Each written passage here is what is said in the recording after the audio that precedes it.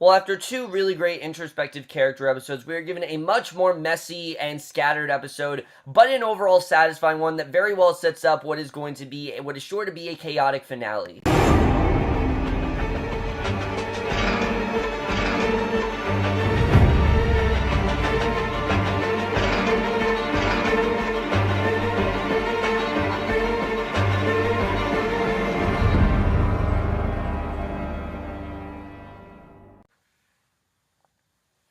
Hey guys, remember The Walking Dead, Season 7, Episode 15, Something They Need, and I was definitely looking forward to this episode. I think The Walking Dead, as of late, has really been stepping it up. They've really found new ways to heighten the stakes and really get into, a lot of what the characters are going through, and this being the penultimate episode is definitely interesting seeing where we're going to go here, and overall, I don't think this episode was as tightly focused as the last two. Obviously not, because it was very, very scattered. There was a lot going on this episode. It was very, frenetically paced type episode.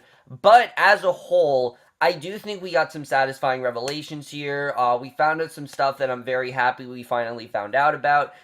Characters finally confessed about things, and as a whole, I like the way this episode played out. I thought there were some things that were a little bit dumb, and I don't think it could have gone the way it did. I think we spent a little too much time with certain characters, but let's just get in this episode because I do want to talk about it overall, and then I'll talk about where I think, next week's finale is going to go. So there was a lot of stuff that happened here. So we start off and we hear a voiceover, and immediately we find that Tara actually told Rick about Oceanside and all the guns they have stored, and Rick asks why she didn't say anything sooner, and she tells him she made a promise not to, and he tells her not to feel guilty about it, but she does, and I love that she told him. You could tell the guilt was looming in on her. She just couldn't hide it anymore. Rick needed all of the power that he could possibly get, and any group that's, accessible to him, he wants to try to use to the best of his ability, and I like the way that Tara decided, you know what, I'm going to ally with Rick, even though I made this promise to Oceanside community. I'm gonna take that risk. I'm gonna try to get them on our side because the more people against Negan, the better. And they have a personal reason, as we know, for going against Negan. Negan killed a lot of their people, and they've been kind of fearful of him because of that. So I like the way that Tara, told him about that. I thought it was a good way to start things off, but. The screen then shows Daryl and Jesus. They're spreading explosives in the woods just outside of Oceanside as hungry walkers roam the beach side. And we then see over at the hilltop, Maggie shows a resident how to garden before heading outside the walls to look for certain plants she saw earlier. Gregory watches Maggie go, decides to follow her, and Gregory gets some interesting scenes. This episode definitely was surprised by the way things played out there, but that is the way the episode starts off overall. But we then finally get back to the sanctuary, which obviously is where we left off last week, and I thought it was weird we didn't start off there. I think they probably should have started off there, but whatever. Believe it or not, as much as I like the arc, this was my least favorite part of the episode. Sasha is a character I love, Siniqua, Michael Green, but it felt to me like they didn't know where to go with this story, because they go in some very weird directions, but she's alive, we see immediately, but she's a prisoner and she's in solitary. So all that stuff of me saying, oh, she sacrificed herself, yeah, it was kind of pointless because she's clearly alive and well. I mean, whatever. But the savior named David, he visits her cell, offers her water if she'll do something for him.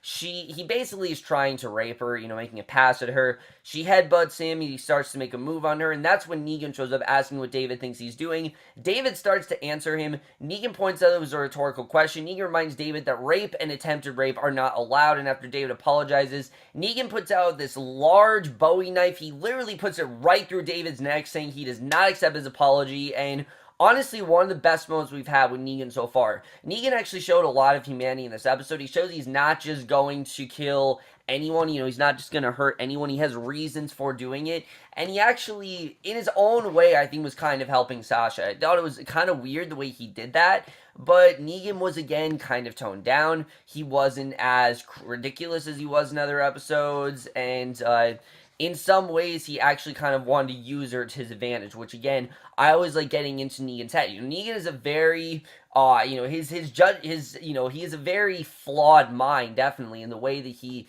views people is obviously wrong. He views everyone kind of like a target, but I did like the way that he viewed Sasha in this episode. I thought overall that was definitely one of the more interesting parts of this. So Negan tells Sasha he recognized her from the night he killed Abraham and Glenn, and he doesn't blame her for breaking into his compound. He can understand why she'd do it, honestly. He's even impressed about it, and he asked her if Rick put her up to it, and Sasha really asked if he really thinks Rick would do that, trying to convince Negan that Rick is obeying him completely, which we know is the complete opposite. But I like the way she is trying to say Rick is doing that, because, to Sasha's knowledge, that's what he's doing. So Negan tells Sasha she has 4 choices. He hands her his knife.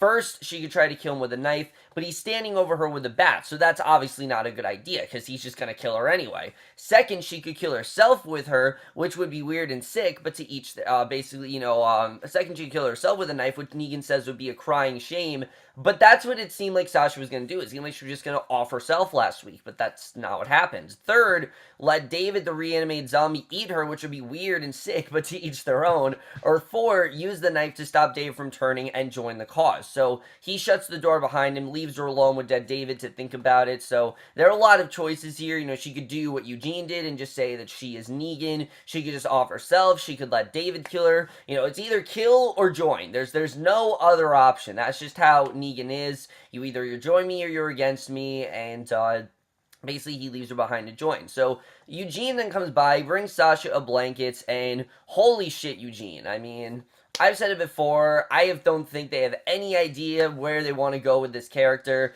Ever since Abraham died, this character has been so back and forth to the point where I kind of feel like they want you to be okay if he died. I've heard multiple people say this, that they're setting up his death next week. And after this episode, yeah, I very much believe that. Because the way this episode went, it took you from not really liking him and thinking, oh, he's making a really bad choice, to straight up really disliking him. And that's exactly what they did in this episode. They tried to get us to hate Eugene's actions more and more and be okay if he ends up dying next week, which is cool, but again, it's not really the best way to set up this character. But he brings Sasha a blanket, tells her Eugene told him about his offer, encouraging Sasha to take it. She asks what they did to him. Eugene tells her that basically all his bravery was used up driving in the RV that day before Abraham and Glenn were murdered. Watching Abraham die the way he did, it crushed Eugene. And for the one person Eugene looked up to and admired and always thought of as a fighter and survivor to go out like that convinced Eugene to adapt and not to be brave anymore to survive. And he tells her he hopes she will accept the offer. She tells him to leave. Now, this makes no sense whatsoever. Why is he no longer brave? Why did this make him lose bravery? If anything, this should make him stronger because he has a personal vengeance against Negan, but Eugene's just too much of a pussy to take him down. And that's very much confirmed here. I know I've called Eugene weak in the past, but no, he is straight up weak. He won't just take down Negan. No, because he's just too fucking weak to do it, and he's probably going to get himself killed next week because of it, which I really would not be surprised, because it's, like I said, it seems like the show is very well setting up his untimely death, which out of this episode, I honestly might be okay with. But back at the hilltop, Maggie's working on her plan. Gregory comes along wanting to talk, and this is one of the best Gregory and Maggie scenes we've had. This scene was pretty crazy. He tells they should appear the people to have a united front, and Maggie replies it would be better if they actually had a united front, because no, they're not equal at all. Gregory wants all the power, and Maggie tells Gregory that if he's serious, she'll come around later and they can talk more. And she says it's never too late to change, asking him to keep a watch out for walkers while she finishes up. He says he will be glad to. He pulls out his knife, and we get this very interesting scene where it looks like he's going to kill her. Like, he's thinking about killing her, and just, that way he can just sacrifice her so he can now be the leader. But obviously that would be horribly wrong for him, and it would just make things worse and worse. And it was one of these very interesting character moments we have with Gregory that we haven't really seen before, and I thought it was kind of cool the way he decided not to do it. He realized that it wasn't, what he should do. That's not, at all okay. So he goes back to guarding. He sees a walker approaching. He wants to handle it, but fear gets the better of him. He lets Maggie put the walker down. Maggie kills another walker. A different one attacks Gregory, who struggles to keep his mouth away from him. He yells to Maggie for help. She races over and kills the walker. Kind of again, Gregory was kind of weaker. Maggie, help! Just the way that he couldn't take it down. But a few of the hilltop residents are walking back to the town.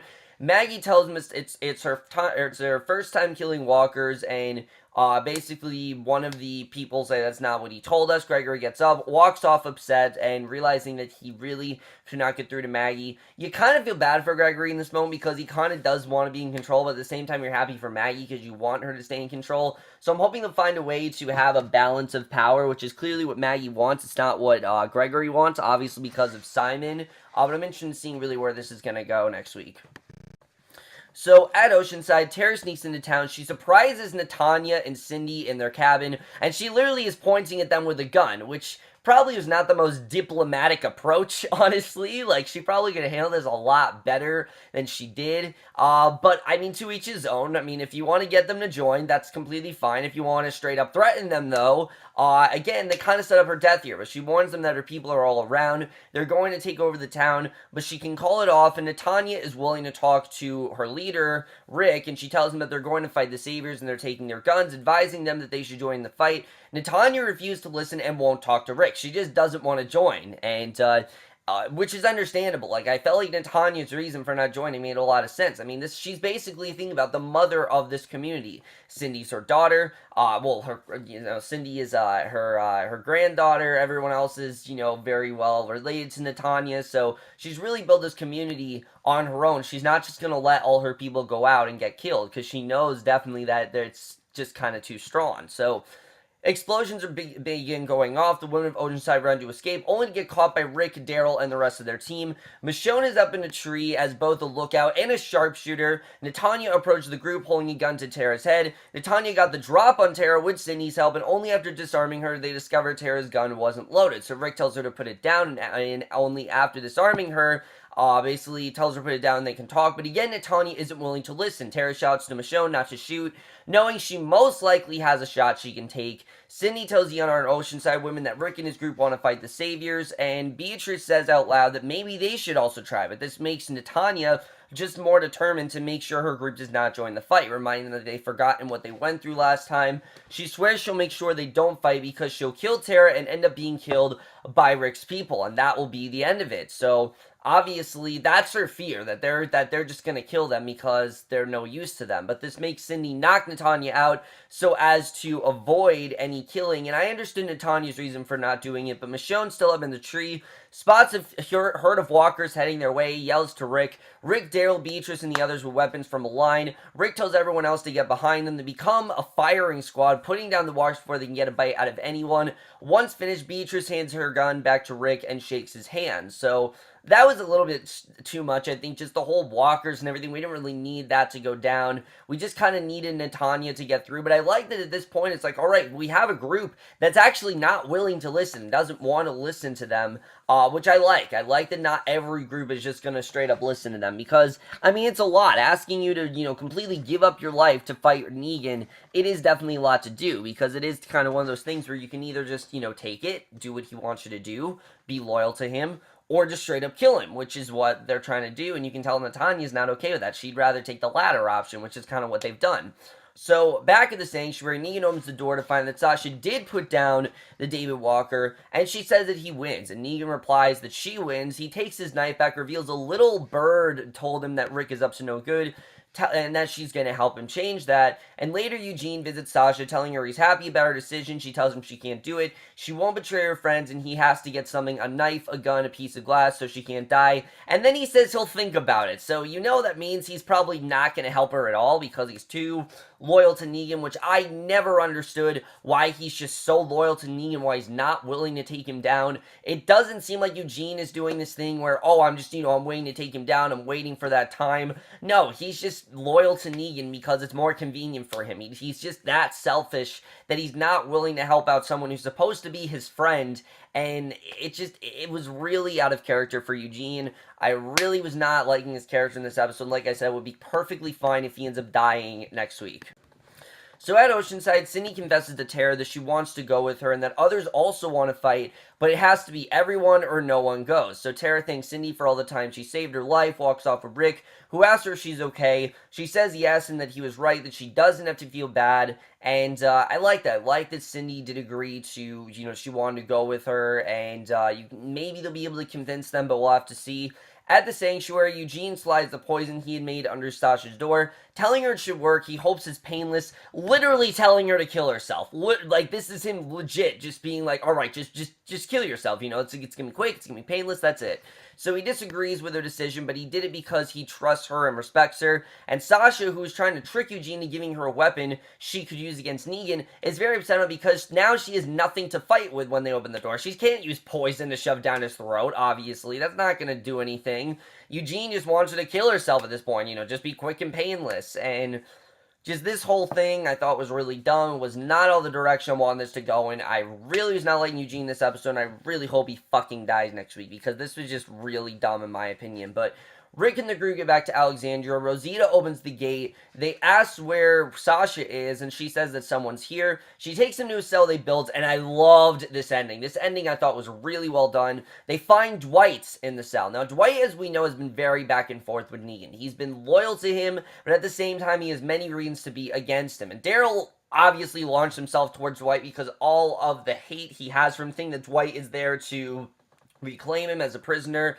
But we see that's not the case. Rick actually stops him. Rosita yells then that he actually wants to help them. Rick asks if that's true. Dwight says he does. Rick says to get on his knees as he points his large police revolver at Dwight's head just to see if he's serious and seeing what he's really capable of, and it looks like he possibly is going to join, and that is the way this episode ends. Really good stuff overall. Let's just get into this episode more. I think we're going to go in the finale.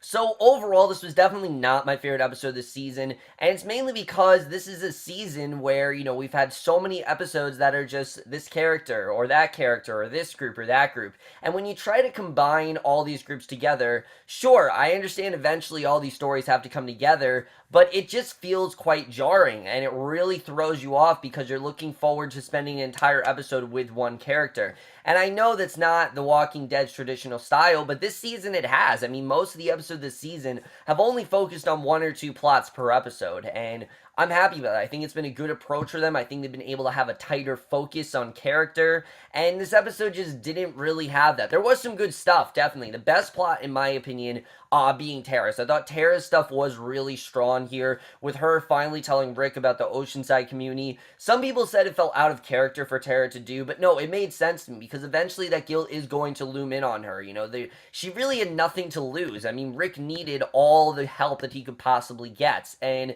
there was one community that obviously he didn't know about, and she wanted to be the one to tell him about it, even if she knew that there wasn't really much of a chance that they were going to actually fight and actually play a part in this. I like that she at least attempted to. Like, she still told him, look, they're out there if you want them. There's another group, you know, maybe they can be, they might be susceptible to death, but we can still use them. They might still be able to help us, and I like that Rick went for it. Like, he didn't try to shut her down. He actually tried to listen to her, and that's something I like about Rick, is that he really is evolving as a character. He's willing to listen to people. He's not just doing his own thing, and that's something that we really haven't seen Rick done. Yes, we're seeing Rick get his confidence back, but in turn, he's also growing very loyal to people, and he's putting a lot of trust in this group. So I really hope this group doesn't fail him, and that they don't try to, you know, stray away and go to Negan, because that'd be really disappointing if they did. But I like the way things turned out here. I thought there was some really good stuff regarding the Oceanside community. It seems the Oceanside community is eventually going to join their side.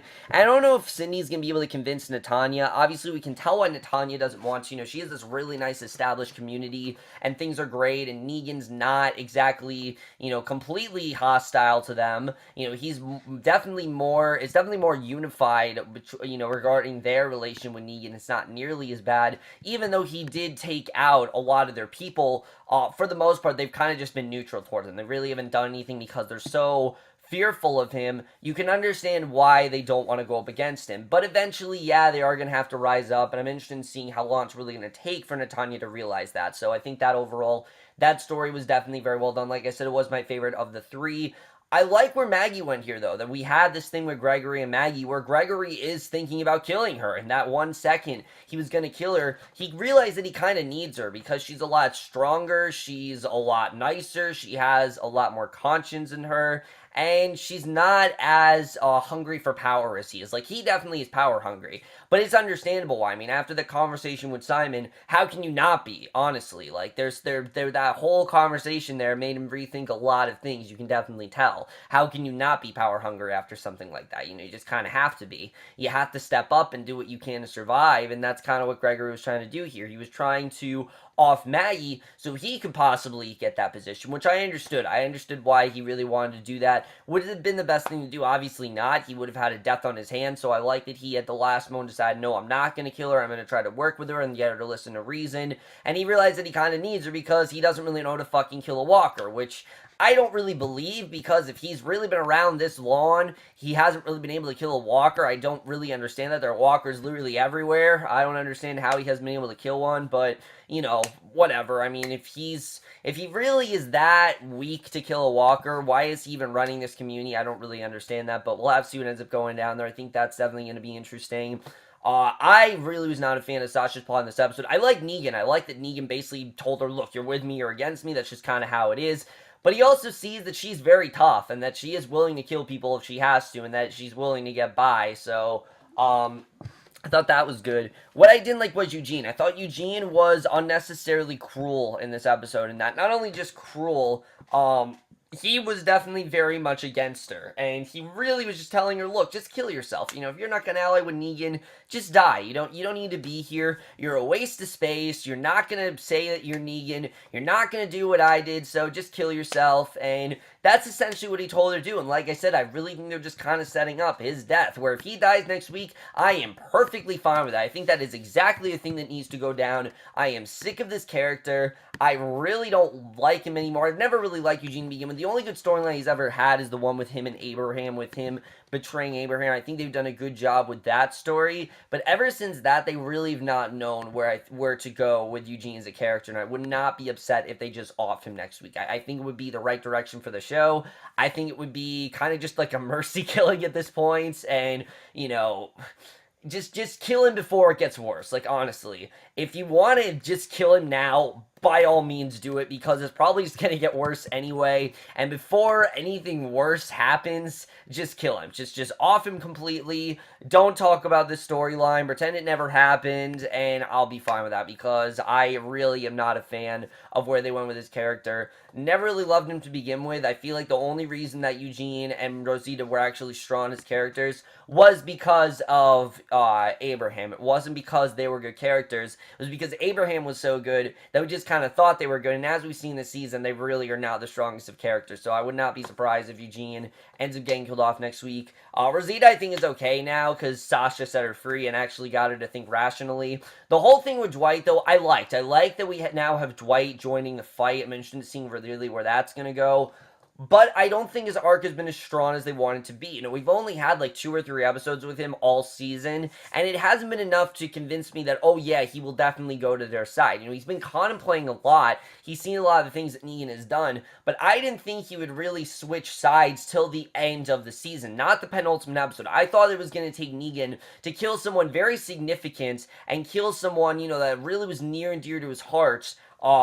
Say, even Daryl, even though Daryl was prisoner, see him kill Daryl, and then see that really get to Dwight. That's what I thought was really going to happen, that someone was going to get killed, and then Dwight was going to switch over. But I'm glad Dwight's switching over. I'm interested in seeing really where this is going to go. I hope it's legit, and that he is actually telling the truth, and that he's not just doing this to expose them to Negan. We'll have to see really what ends up going down there. But now we're going into the finale, and I really hope this finale does satisfy. I know a lot of people say they feel like nothing's going to happen in this finale, but I feel like a lot's happened this season, so I feel like there's definitely a strong chance that stuff can happen in this finale, and that we definitely could have some very strong scenes here. So I'm interested in seeing really where we're going to go here. I think there are a lot of places that we can go with next week's finale, and I really hope the episode does utilize a lot of them. We didn't see Carol in this episode, which that was the only place we didn't visit. We did not visit the Kingdom and Ezekiel's side of things, but I'm assuming that Carol is going to go with Morgan, and they're going to go on the run and try to join Rick's group and see what they can contribute.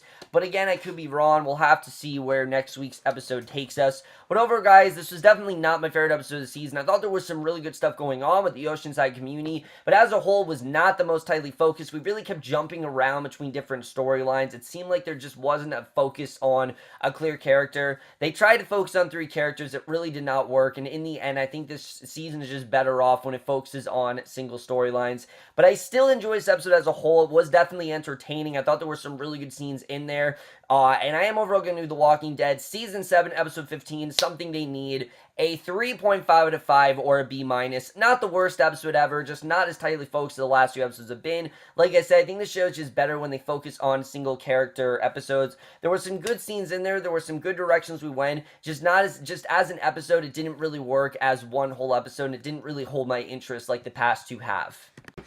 That's my review of the episode of The Walking Dead. The most you guys thought of this episode overall. Loved your thoughts in it. I really did like this episode overall. I don't want you guys to think I hated this episode because that's definitely not the case. But that's my review. Hope you guys enjoyed. We'll see you guys in my next video, which will be for Big Little Lies, and we'll see you guys for that. Okay, bye.